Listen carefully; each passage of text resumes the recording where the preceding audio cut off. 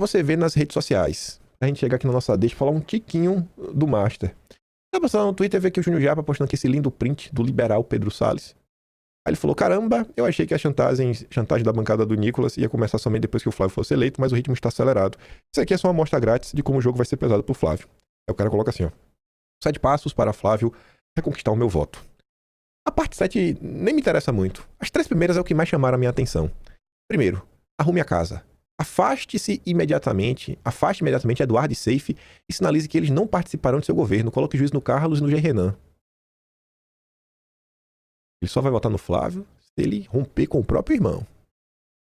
2. Anuncie o seu ministro da Economia. Se for Paulo Guedes ou alguém à altura, ganha muitos pontinhos.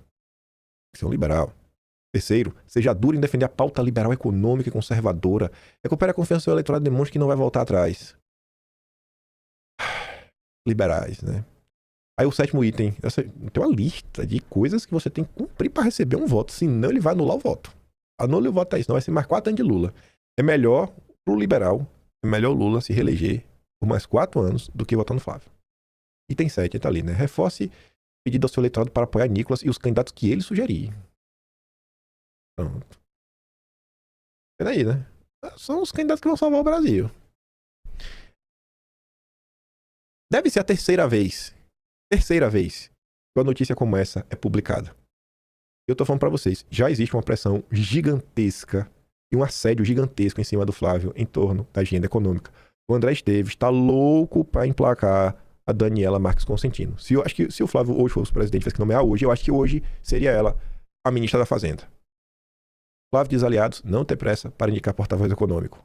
Mas o pessoal insiste, quer porque quer. Flávio não tem pressa para indicar um porta-voz, assim como não tem pressa para escolher o vice. A avaliação de sua equipe é que a eventual nomeação de assessor levaria a um exame com lupa na biografia e em declarações pesadas ou passadas da pessoa indicada. Isso poderia trazer desgaste para a candidatura, no momento em que Lula tem sofrido questionamentos sobre temas econômicos, o aumento do endividamento das famílias e o repique da inflação provocado pela alta dos combustíveis. Nas palavras de um aliado do senador, a prioridade agora é aproveitar o momento negativo do presidente e não atrair holofotes desnecessariamente. Mas tem gente que quer porque quer. E o Flávio anuncia agora o ministro da Fazenda. Calma, gente. Deixa o Flávio ganhar. Quando o Flávio ganhar, que ele já for presidente, ele coloca o que ele quiser. Eles querem que já fale o nome agora, que é para condicionar o apoio. Se não vai apoiar o Flávio. E já fazer pressão contrária. Que coisa, viu? Vamos falar umas coisinhas do Banco Master. Master pagou, aqui o somatório, 25 milhões por consultorias de só 3 pessoas, ex-presidente do Banco Central. Só de ex-presidente do Banco Central, 25 milhões. Henrique Meirelles, Gustavo Loyola e Pedro Malan. E eu não sabia que o Pedro Malan estava no pacote. Agora já descobri que o Pedro Malan também está no pacote. São sempre as mesmas pessoas que aparecem na imprensa para comentar sobre a economia brasileira. Que eu falo para vocês, gente, são os mesmos. Gustavo Loyola, Gustavo Franco, Pedro Malan, Henrique Meirelles, Maílson da Nóbrega, Helena Landau, Alexandre Schwartzman, Samuel Pessoa, Marcos Nobre? É Marcos Mendes? Você vai atrapalhar o nome dele. Aí tem mais quem? Que é Pécio Arida, Andelara Rezende. São sempre os mesmos. Tu abre qualquer... Armínio Fraga. Tu abre qualquer canal de TV comentando sobre economia ou qualquer notícia aí dos jornais. São sempre os mesmos dando pitaco. E aí quando tu vai averiguar quem eles são, o que eles fazem, enquanto notícias como essa. Viva o Banco Central brasileiro. Os ex-presidentes do Banco Central. Viva Faria Lima. Eu sempre bato na tecla com vocês que não existe Banco Central independente. E eu bato na tecla dizendo que as instituições financeiras do país já foram sequestradas pela Faria Lima, né, pelos banqueiros, mas há décadas. Isso aqui não é clickbait, não é teatro. É uma revolta real. Lindenberg critica corporativismo de Galípolo após depoimento de CPI isentar Campos Neto no caso Master. Porque em uma reunião fechada, o Galípolo garantiu para petistas que teve algumas coisas que, no mínimo, eram dignas de questionamento. Vamos colocar assim. E aí ele vai da CPI e ele defende o Campos Neto do início até o fim. Aí o Lindenberg ficou puto da vida e disse, ó, no mínimo, tem um corporativismo do Banco Central, porque ele, o Galípolo, disse que não tinha nada em auditoria das sindicâncias. Sinceramente, eu acho que essa postura dele joga luz sobre todo o Banco Central. A Polícia Federal tem que investigar tudo, quem está protegendo quem, como foi feito. Acho que só existe esse caminho. O nível de sequestro econômico que o Brasil está inserido é nesse nível aqui, ó. Nem os petistas mais aguentam o Galípolo. E os caras que o Lula mesmo indicou. Aí a Malu Gaspar ontem publicou uma matéria maravilhosa. E deveria colocar para qualquer pessoa bem intencionada que está disposta a refletir sobre o país para entrar em reflexão profunda. Banco Central se recusa a informar por que autorizou Vorcaro a montar o Master na gestão de Campos Neto. Olha só. O Banco Central atual de Galípolo, a turma do Galípolo, hoje não está deixando que se descubra o que ocorreu no passado. Aí vamos ser já milhões de críticos aqui no início. Vamos pensar o seguinte. Vamos pensar que antes de Lula 3, era Dilma 2. Vamos pensar que não teve Temer, não teve Bolsonaro, não teve nada. Vamos pensar assim nesse universo. Olha só. O Lula 1, Lula 2, aí veio a Dilma, a Dilma governou até o fim, não teve o golpe, que a esquerda fala, e depois o Lula voltou de novo, sabe assim? São 20 anos seguidos de PT. Aí o escândalo do Master explode. Aí a notícia fala, olha, o Galípolo, o presidente do Banco Central de Lula, não quer deixar que nós, jornalistas, tenhamos acesso a informações do que o Banco Central da Dilma fez. Como é que a direita reagiria?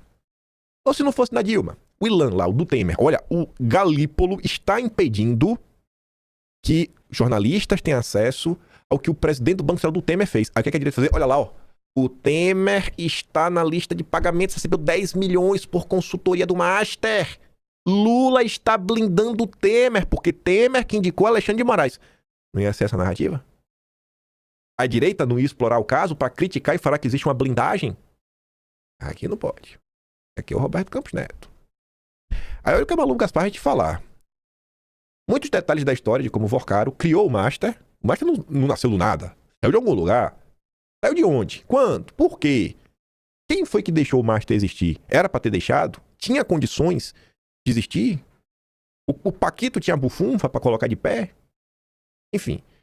Se transformou em de frase se tornaram públicos nos últimos meses, né? Vários detalhes dessa história. Mas uma lacuna importante permanece por determinação do Banco Central. Até hoje não se sabe como o Vorcaro conseguiu a aprovação do Banco Central para assumir o controle de outro banco encrencado, o Máxima. Isso ocorreu em outubro de 2019. 8 meses depois da mesma operação ter sido vetada pela mesma autoridade monetária. Foi negado, aí foi lá e deixaram. O mistério permanece porque o Banco Central de Galípolo se recusa a fornecer as informações que mostrariam quanto foi empregado na compra e a origem dos recursos.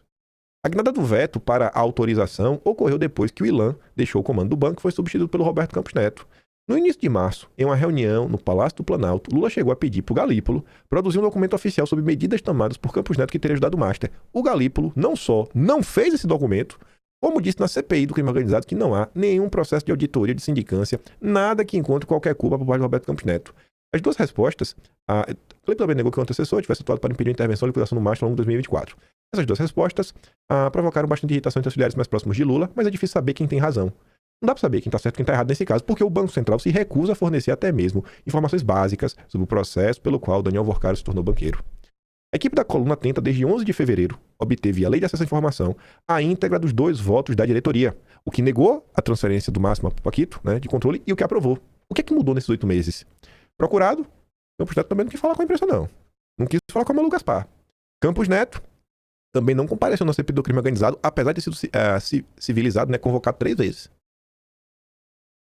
Imagine se essa CPI estivesse ocorrendo antes de Lula 3 fosse o governo Temer, a turma tivesse convidado o presidente do governo Temer e não tivesse ido. Como iria ser a gritaria da direita? O Banco Central enviou apenas os extratos dos votos. No primeiro documento, de 13 de fevereiro de 2019, a transferência de controle foi negada por unanimidade pela diretoria, porque, de acordo com o resumo, Vorcaro e seus sócios não conseguiram demonstrar a origem dos recursos utilizados na operação, nem que tinham capacidade econômica e financeira para realizá-la. Naquela altura, de acordo com a reportagem do Valor Econômico, Vorcaro já havia apresentado a declaração de propósito de compra do Máximo ao Banco Central 3 vezes desde setembro de 2017, mas só tinha recebido negativas. Negou por 3 vezes. Em 14 de outubro de 2019, Vorcaro finalmente conseguiu assumir o Máxima. Mas, no extrato liberado pelo Banco Central, consta apenas que a diretoria aprovou a transferência de controle por unanimidade porque o pedido atendia o disposto em lei. Só isso. Pelo resumo, não é possível saber de onde vieram os recursos que faltavam antes, nem qual a sua origem.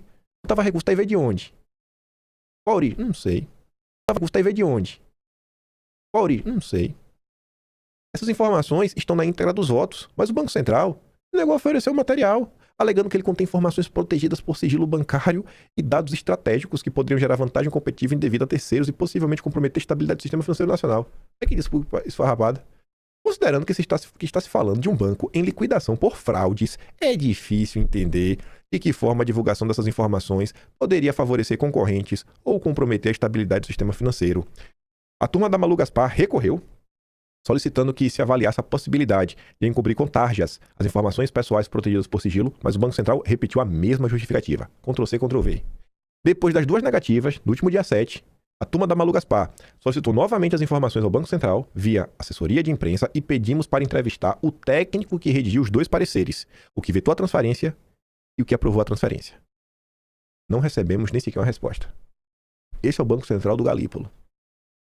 Um e-mail aprendido com o Vorcaro, que veio à tona por uma reportagem do Valor, sugere que em fevereiro ele teria apresentado como lastro 2 títulos lastreados em imóveis cujo valor o Banco Central considerou superfaturado. O que ele fez para superar a resistência permanece um mistério. Só dá para saber se tivesse esses documentos. Aí a Malu Gaspar diz, né? Pode advogado especialista em direito público, Bruno Moransucci, diretor de unidade dedicado ao acesso a informações públicas, fiquem sabendo, a informação sobre que garantias o Vorcaro deu ao Banco Central em outubro de 2019 para ser autorizado a montar o próprio banco, isso não deveria ser protegido por sigilo. E aí, para encerrar o vídeo, eu trago isso daqui. Quem que aparece para defender o Banco Central Independente? O Banco Central Independente muitas vezes desagrada a política, mas sempre faz bem ao país. Henrique Meirelles. Tá lá na lista do Paquito. Em primeiro lugar, 18,4 milhões. A Renato diz, né? Vejam só quem defende o Banco Central aliado a Faria Lima. Surpresa zero. O mesmo de sempre, sempre em todas, do Joesley ao Paquito. Nunca falhe em estar ao lado certo. Aí quem que sai em defesa do Henrique Meirelles e do Banco Central Independente? O Pampers. Olha o nível da turma do guinista. Sabe quem mais defende o Banco Central Independente de políticos? Paulo Guedes. E daí que o Guedes defende? Eu tenho que defender porque o Guedes defende? Eu tenho que defender só porque o Guedes defende? E aí Bolsonaro? Então, são notícias. Já em 2021, Bolsonaro questionando se realmente vale a pena tornar o Banco Central Independente. Talvez não foi a medida das melhores. Aí depois eu coloquei o Flávio Bolsonaro. Nunca vi o Flávio Bolsonaro falar sobre o tema, enfim. E todos os países desenvolvidos. Falso. Vai perguntar qualquer inteligência artificial aí. Todos os países envolvidos têm Banco Central Independente, você vê que vários não têm. Mas o funcionário daquele preso na Lava Jato preferiu o Lula mandando no Bacen. Cara, eu prefiro que um governo, mesmo que eu não goste do governo, mas que foi eleito pelo povo, possa mandar no Banco Central, do que deixar o Banco Central sendo comandado pela Faria Lima, que ninguém elegeu. Ninguém elegeu ninguém da Faria Lima para mandar no Banco Central. Ninguém. E no final do dia quem manda são eles. É contra isso que o Flávio Bolsonaro vai ter que lutar. Se ele quiser, realmente, tomar as rédeas do país para si. Realmente falar assim, ó, eu vou mandar no Brasil. É eu vou ter controle sobre a macroeconomia e a política monetária. E a galera tá aí, assediando o governo Flávio. Querendo emplacar nomes em cargos-chave, em especial o ministro da Fazenda. Os liberais colocando a faca no pescoço, obrigando o Flávio a ceder desde já. E, curiosamente, todos colocam a culpa também de tudo de ruim no Eduardo e diz que o caminho pro Flávio é se afastar de quem vai estar com ele até debaixo d'água. Não, rife os seus aliados históricos e quem realmente será fiel a você até o último momento e venha abraçar os liberais. Senão a gente não vai votar em vocês. Não vai ser Lula por mais 4 anos. Olha o nível de loucura e de sequestro que essa turma está tentando, né, enfiar o Brasil. E depois o louco sou eu. Enfim, esse sou eu. Enfim, esse é o Banco Central Independente. Se questionem. Como a direita iria estar reagindo a essa situação se fosse o Temer, se fosse a Dilma,